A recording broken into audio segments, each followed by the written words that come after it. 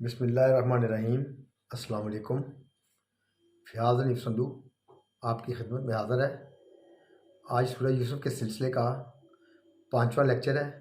آج کے اس لیکچر میں رکوع نمبر 4 کا ترجمہ اور تشریح پیش کیا جائے گا۔ یہ ترجمہ اور تشریح سید ابوالعلا مودودی رحمۃ اللہ علیہ کی تصنیف کردہ تفہیم القرآن، جو کہ انہوں نے قرآن پاک کی تفسیر لکھی ہے، اس میں سے پیش کیا جائے گا۔ پہلے میں عربی اور اس کا ترجمہ پڑھوں گا، اس کے بعد اس کی تشریح پیش کی جائے گی۔ اعوذ باللہ من الشیطان الرجیم، بسم اللہ الرحمن الرحیم۔ وقال نسوۃ فی المدینۃ امرأۃ العزیز تراود فتاها عن نفسه قد شغفها حبا انا لنراها فی ضلال مبین۔ شہر کی عورتیں آپس میں چرچا کرنے لگیں کہ عزیز کی بیوی اپنے نوجوان غلام کے پیچھے پڑی ہوئی ہے، محبت نے اس کو بے قابو کر دیا ہے، ہمارے نزدیک وہ صریح غلطی کر رہی ہے۔ فلما سمعت بمکرہن ارسلت علیہن وآتدت لہن متکئا وآتت کل واحدۃ منہن سکینا وقالت اخرج علیہن فلما رأینہ اکبرناہ وقطعن ایدیہن وقلن حاشا للہ ما ھذا بشرا ان ھذا الا ملک کریم۔ اس نے جو ان کی یہ مکرانہ باتیں سنی تو ان کو بلاوا بھیج دیا اور ان کے لیے تکیہ دار مجلس آراستہ کی اور ضیافت میں ہر ایک کے آگے ایک ایک چھری رکھ دی۔ پھر عین اس وقت جب کہ وہ پھل کاٹ کاٹ کر کھا رہی تھیں، اس نے یوسف علیہ السلام کو اشارہ کیا کہ ان کے سامنے نکل آ۔ جب ان عورتوں کی نگاہ اس پر پڑی تو وہ دھنگ رہ گئیں اور اپنے ہاتھ کاٹ بیٹھی اور بے ساختہ پکار اٹھیں، حاشا للہ، یہ شخص انسان نہیں ہے، یہ تو کوئی بزرگ فرشتہ ہے۔ قالت فذلکن الذی لمتننی فیہ ولقد راودتہ عن نفسہ فاستعصم ولئن لم یفعل ما آمرہ لیسجنن ولیکون من الصاغرین۔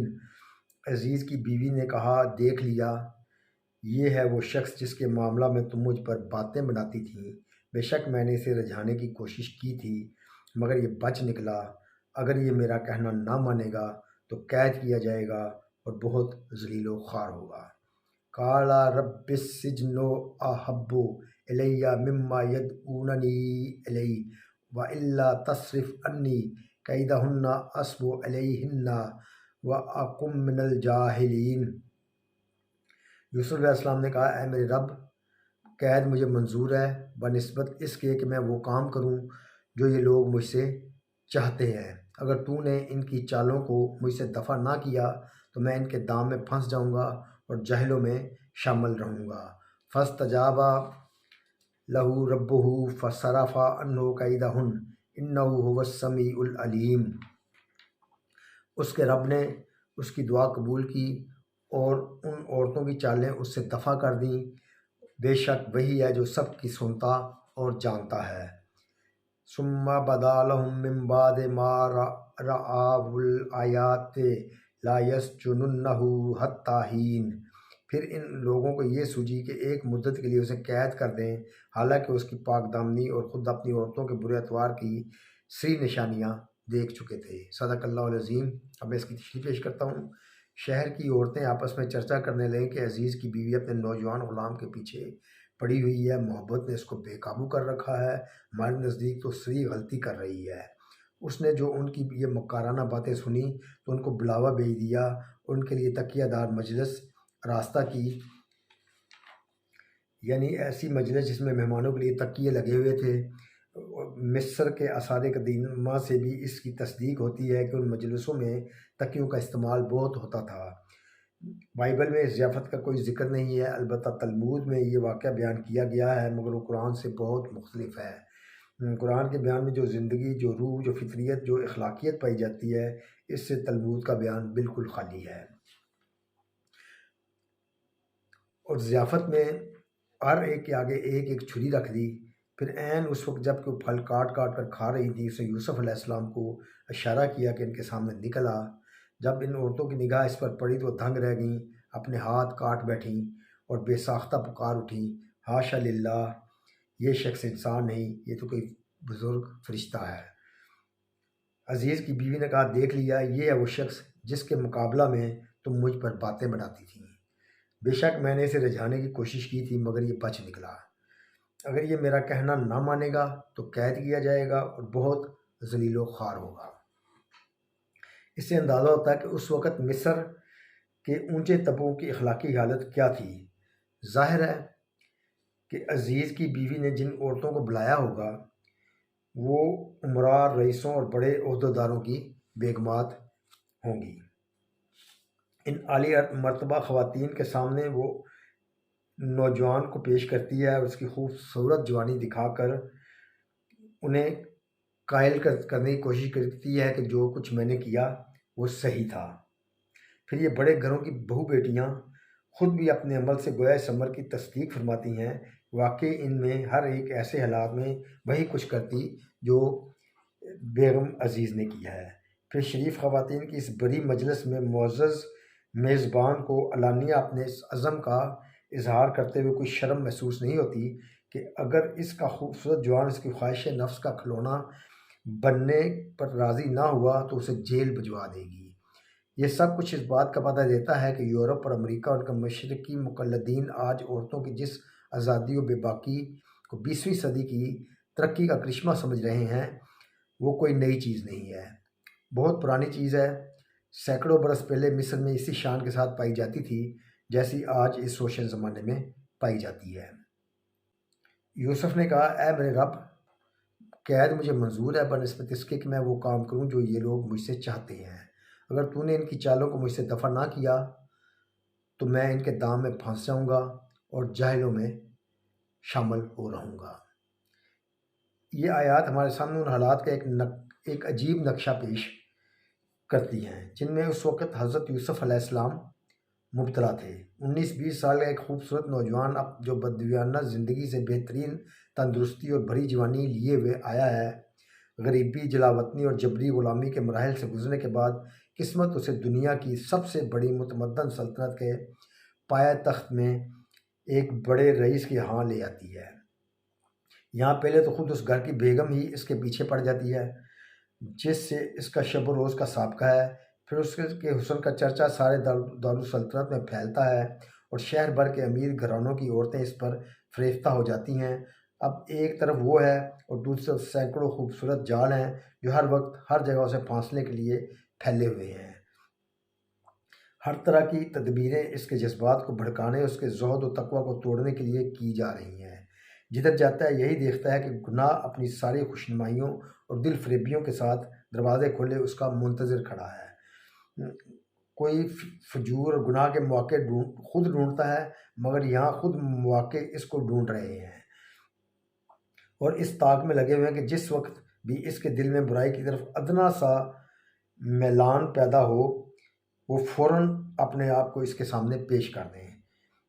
رات دن کے 24 گھنٹے وہ اس خطرے میں بسر کر رہا ہے کہ کبھی ایک لمحہ کے لیے بھی اس کے ارادے کی بندش میں کچھ ڈھیل آ جائے تو گناہ کے ان بے شمار دروازوں میں سے کسی میں داخل ہو سکتا ہے جو اس کے انتظار میں کھلے ہوئے ہیں۔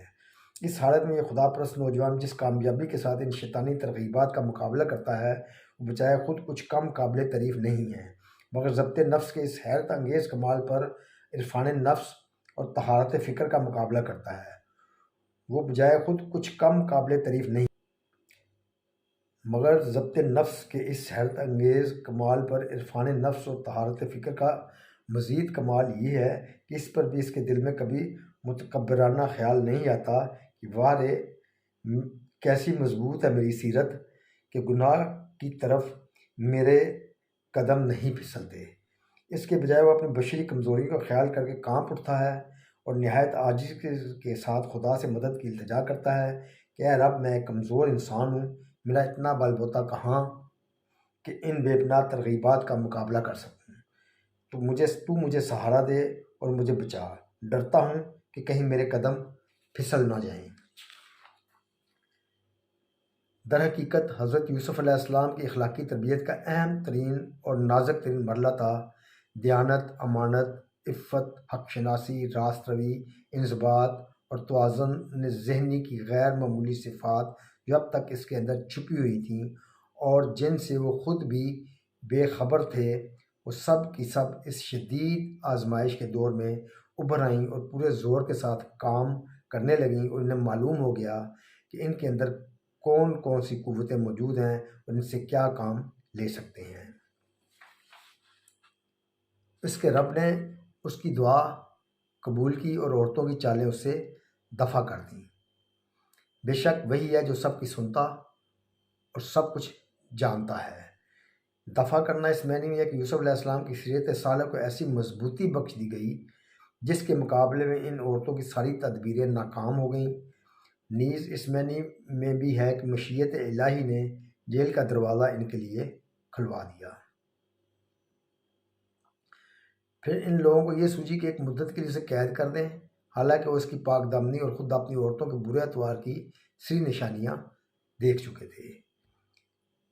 اس طرح حضرت یوسف علیہ السلام کا قید میں ڈالا جانا در حقیقت ان کی اخلاقی فتح اور مصر کے پورے طبقہ عمراء و حکام کی اخلاقی شکست کا اتمام و اعلان تھا۔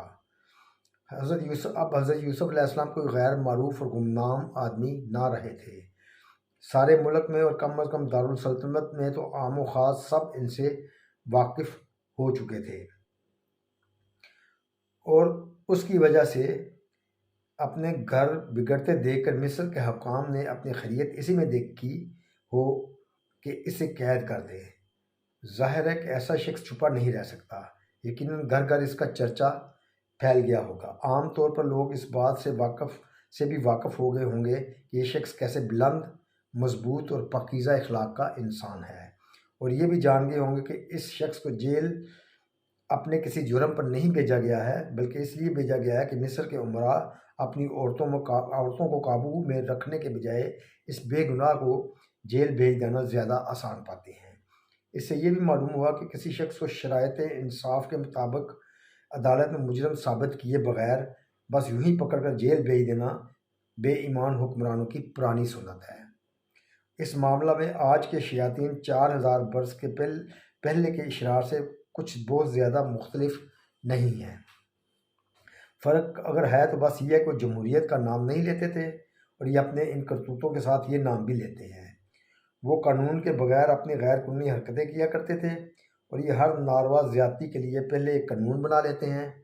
وہ صاف صاف اپنی غراض کے لیے لوگوں پر دست درازی کرتے تھے، اور یہ جس پر ہاتھ ڈالتے ہیں اس کے متعلق دنیا کو یقین دلانے کی کوشش کرتے ہیں کہ اس سے ان کو نہیں بلکہ ملک و قوم کو خطرہ تھا۔ غرض وہ صرف ظالم تھے، یہ اس کے ساتھ جھوٹے اور بے حیا بھی ہیں۔ صدق اللہ العظیم۔ دعا میں یاد رکھیے گا۔